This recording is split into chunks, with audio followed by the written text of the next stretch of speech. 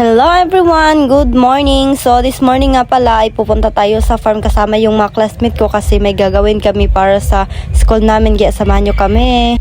Bali 7 po kaming lahat. Ako lang po isang babae kasi po yung ibang kagrupo namin ay busy po. At pagkadating namin dito sa bahay namin malapit sa kubo, nakita ko agad si Papa na busy sa kanyang trabaho nitong kopra. Doon pa to galing sa tuktok ng bundok. At sa mga di nakakaalam, kahapon pa tong video na to, then kaarawan din ng papa ko. Hindi na kami naghanda kasi sabi din ng papa ko okay lang daw walang handa, ang importante daw mabuti lang yung kalagayan niya at stay healthy. Kaya thank you Lord sa another year na binigay mo sa aking ama. Sanay naman daw din si papa na walang handa pero sabi ko sa kanya I hope sa susunod may panghanda na kami. At alam nyo ba yung mama ni Sarah tsaka yung papa ko is magkasabay sila ng kaarawan. Then may mga subscriber din kami nagbibigay ng kuting handa para sa kanila. At yun lang yung pinagsaluhan namin at pagkahapon bumili na lang ako ng bango sa kanila pero di na ako nakagawa ng vlog kasi nga busy ako para sa pag-vlog namin sa school. Itong vlog na to ay para talaga to sa school pero ginamit ko na lang kasi sayang din naman kasi yung pinapagawa sa amin 4 to 5 minutes lang kaso yung nagawa namin almost 1 hour 63 minutes po siya. I-upload ko na lang to para malaman nyo naman yung mga ginagawa namin dito sa bundok kasama yung mga classmate namin kasi po yung pinapagawa sa amin is yung lakbay sa Naysay. At ini-explain din namin kung ano yung mga nakikita namin dito sa bundok at kung paano yung mga pamumuhay dito. May dala nga din kami dito mga biscuit tsaka isang ice at may condense. At ini-invite nga din pala kami ni Ate Darna na pumunta daw kami doon kasi marami daw buko then di daw gaano mataas yung mga puno. Unplanned talaga yung pagpunta namin doon ka Ate Darna pero okay na din kasi mas maganda din naman yung mga view doon at mas marami kaming magawa na video. So ayan, tatawid na tayo ng ilog.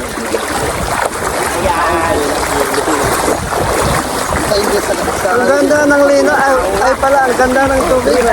Pa rin. At ipinapakita po namin kung ano yung meron dito sa bundok katulad na lang nito. At dito malapit sa ilog namin, matatagpuan mo dito yung mga bisol. Ano bang tawag sa bisol? Doon sa kay bisol. Ito. Sobrang sarap po nito sa gulay. Di lang mga prutas yung free dito.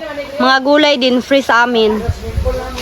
Pero yung iba, I think sa ibang part dito sa farm namin, may binibenta talaga silang mga gulay para naman may pagkikitaan sila. Dito pala yung kapatid ko, may kinarga siyang, saan din? Mga kupra, ganun, bali. Ihahatid po dun sa pugon and then tanggalan po yan ng mga laman. Yan po yung mga ginagamit dito sa bukid. Yan. Yan ang ginagamit kung sa city is mga motor. Dito naman sa amin mga karosa o barsa. Ganun. Yan. Sobrang malaki talaga yung kaibahan na pag andito ka sa province sa Dito makakain ka ng prutas na free, walang bayad. walang bayad, libre lang. Ganun. Ito pa yung kailangan nating akyatin. Medyo mataas talaga siya. Pero laban pa rin tayo. Tingnan niyo sila. Tawag kila mo. Yan. Sobrang init na dito.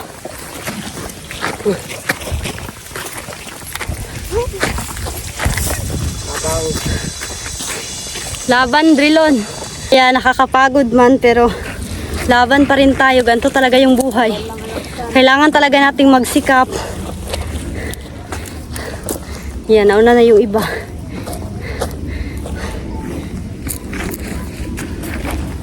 So ngayon, bali akyat po ako ng iyo kasi sabi na di daw sila marunong makyat kaya ako na lang. Tingnan niyo guys kung paano umakyat ang iisang dona. Oh, grabe, parang wala lang sa kanya. Oh. Saan ba kayo nakakita ng babae? Oh? Tingnan niyo. Pinaputong na doon na.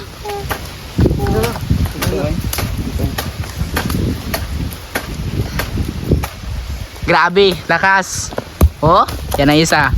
Masa mo, hulugan mo. Oh. Oh. Siba, kaya ba yan gawin? Baba na tayo. And then, dagdagan na lang natin yan sa ibang puno kasi dito parang ubos na talaga siya. So, ayan, nabuksan ko na yung isang niyog. Inom muna tayo ng tubig kasi medyo ako na talaga. Ay, gusto pag yun. Ugaw eh. Sobrang tamis ng tubig siya guys. Try nyo. At sa mga oras nito ay pupunta kami sa bahay ni Ate Darna kung saan malapit lang yun dito sa farm namin. Kaya dito na lang kami magstay muna. Sting! And then, dito makikita mo rin yung mga bayabas.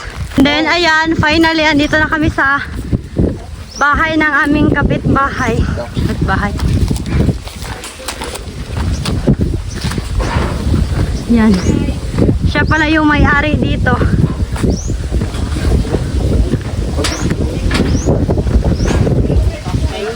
Ayan, finally, nakarating na kami and ito yung view dito. Yan. Sobrang ganda.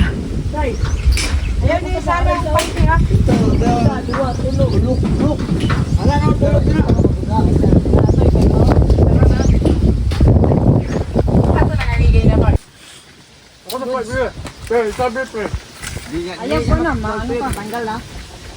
Hulog yun sa kapungkong ba? Hatag na na.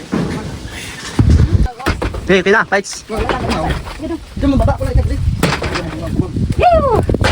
Apa? Be. So, ito na pala yung anak ko namin. Ito na pa to.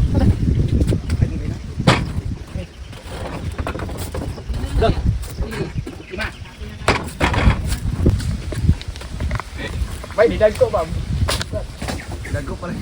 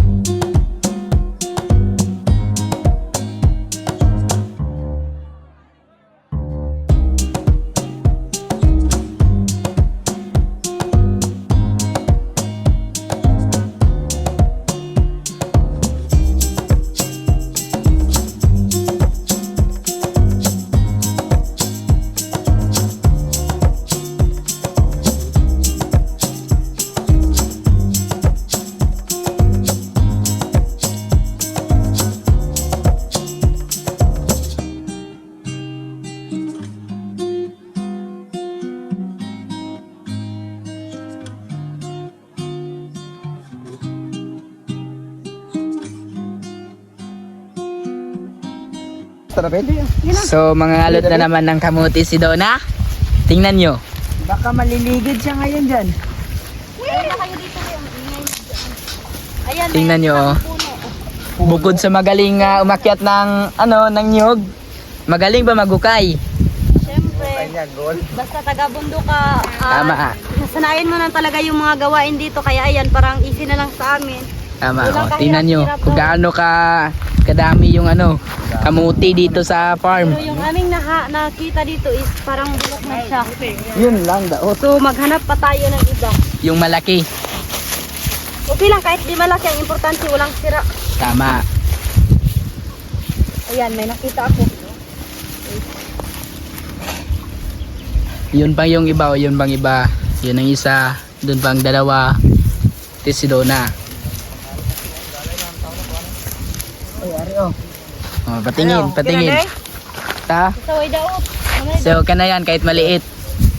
Oh, Ayan o. patingin. Sobrang Oh. liit niya.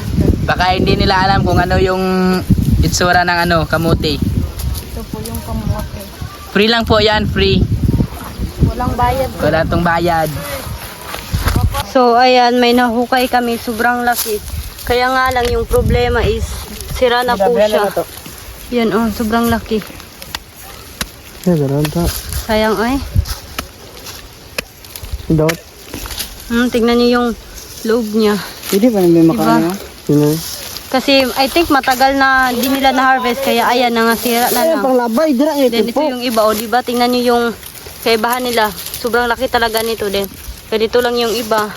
Pero okay na din to kasi sino pa yung maliit, yun pa yung okay. Pero yung malaki may sira. Yan. Then, ay, alis yun! Uy, ano, sita tingin. Hala ka, nagliki na. Wow! Hala ka, kasayang ani, oy. Ang laki pa naman. Same ng mukha ko. Hawakan mo to. Nakasayang ani. Buksan natin yan mamaya para malaman Ano, tingnan mo, ang laki, ang laki. kung may sira po ba o wala. So, ito na pala yung mga nakuha namin. And, basa lang namin to para may maluto na kami.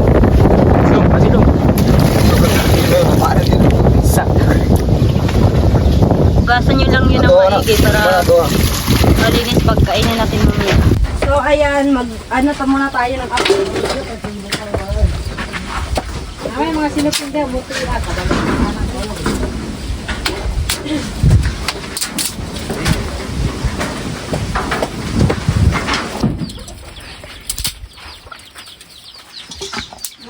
Plastic.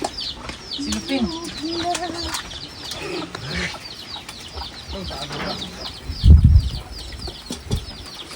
Sobrang hirap magawa ng apoy dito kasi tawag nun. Sobrang lakas kasi ng hangin kanina eh.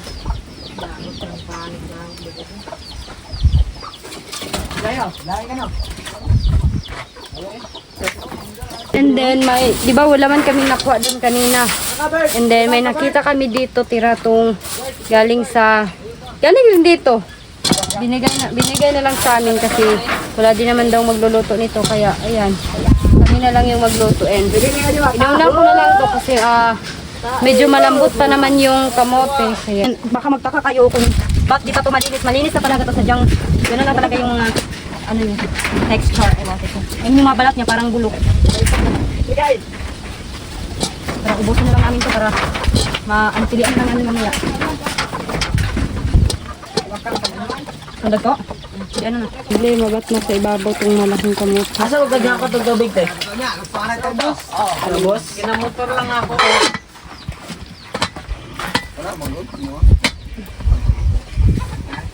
Tagilid ba?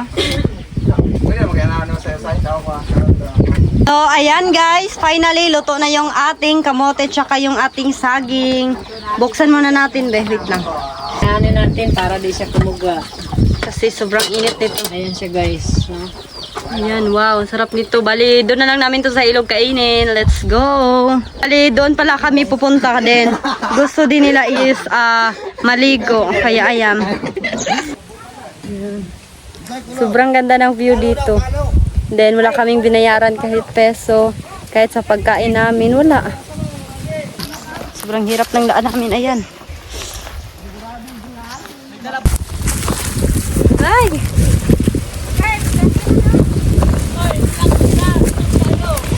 Woo! Hi naman kayo dyan! Ano lang yung nahuli?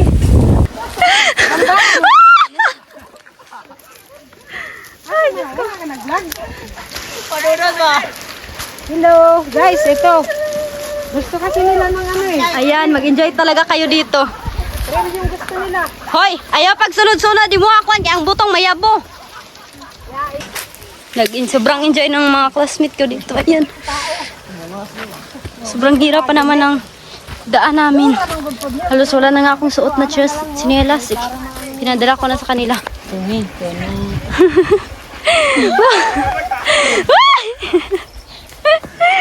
Ay, nako. Finally, after ng matagal nating paglalakad, Karating din. yeah. Ganun lang talaga yung buhay, Ate Darna.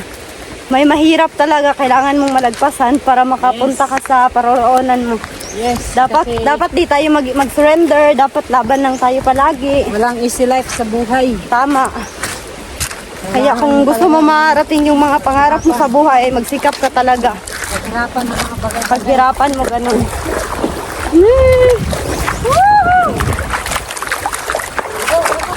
So, ayan, kain muna tayo ng buko. may gani baga kong panit no, ano ko na sa madan. Sige mo sa akin yung lalagyan mo. Basi yun ako ni ko. Wala na, okay na na. Amo na kinabuhi sa scope ranger. Balik ka lang mamaya pag ubos mo yan. Tatay, doon sa side. Bilit na, Bilit na gyud, bilit na kung mo balik. Sabi na to be akong tumbler good kwan. So, bali, wala na po kami ibang lalagyan kaya dito na lang ako kakain. Sa tumbler. Si Darna! Hati na lang tayo! Uy, paldo pre. Sobrang sarap talaga ng buko.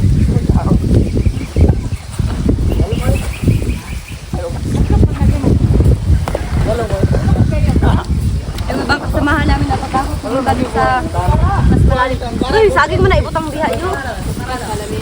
In this. Yung kamot. Doon na maguli. Hindi na kamutungan sa ikabalaka. Makapahuway na ka. Challenge kay lawas mo. Kapila na medyo doon.